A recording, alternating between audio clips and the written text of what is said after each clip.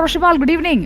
ദില്ലിയിലെ യോഗത്തിന് എത്താത്ത നേതാക്കൾ അവർ നേരത്തെ പറഞ്ഞ കാര്യങ്ങൾ കൂടി വെച്ചുകൊണ്ടാണ് അവരുടെ അതൃപ്തി എന്ന ഒരു വിലയിരുത്തലിലേക്ക് കാര്യങ്ങൾ പോകുന്നത്. എന്താണ് കേരളത്തിൽ ഈ നേതൃമാറ്റത്തിന് ശേഷമുള്ള കോൺഗ്രസിലെ സാഹചര്യം? സുജയ പാർവതി, സംസ്ഥാന കോൺഗ്രസിൽ ഒരു പോരാട്ടത്തിന് വഴിയൊരുക്കുന്ന രീതിയിൽ ആണ് ഹൈക്കമാൻഡ് ഇങ്ങനെ ഒരു നേതൃമാറ്റം നടപ്പിലാക്കുന്നത്. നേരത്തെ കെ സുധാകരനെ മാറ്റുന്നതിനെതിരെ വലിയ പ്രതിഷേധം ഉൾപ്പെടെ ഉണ്ടായിരുന്ന നേതാക്കൾക്കിടയിൽ, പക്ഷേ ഒടുവിൽ ഹൈക്കമാൻഡ് ആ തീരുമാനം നടപ്പിലാക്കുകയായിരുന്നു.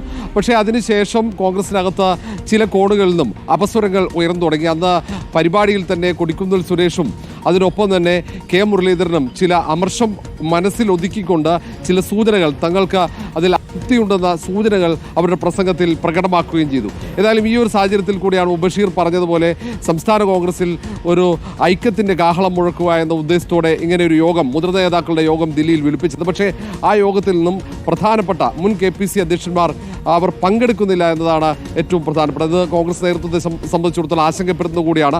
അതിൽ ഏറ്റവും ഒടുവിൽ അധ്യക്ഷ പദം ഒഴിഞ്ഞ കെ സുധാകരനും കെ മുരളീധരനും VM സുധീരനും മുല്ലപ്പള്ളി രാമചന്ദ്രൻ അടക്കമുള്ള നേതാക്കളൊക്കെ ഇന്ന് യോഗത്തിൽ പങ്കെടുക്കുന്നില്ല. അതിൽ മുല്ലപ്പള്ളി രാമചന്ദ്രനും അതിനൊപ്പം VM സുധീരനൊക്കെ നേരത്തെ ദീപാദാസ് മുൻഷിയെ വരാൻ പറ്റാത്ത സാഹചര്യം ബോധ്യപ്പെടുത്തിയതാണ്. പക്ഷേ കെ സുധാകരൻ കൃത്യമായി കാര്യം ബോധ്യപ്പെടുത്തിയിട്ടുണ്ടോ എന്ന് വ്യക്തമല്ല. ഏതായാലും നേതൃത്വം എടുക്കുന്ന എല്ലാ തീരുമാനങ്ങളും അംഗീകരിക്കുമെന്ന നിലപാടിലേക്ക് ഇവരൊക്കെ എത്തുന്നു.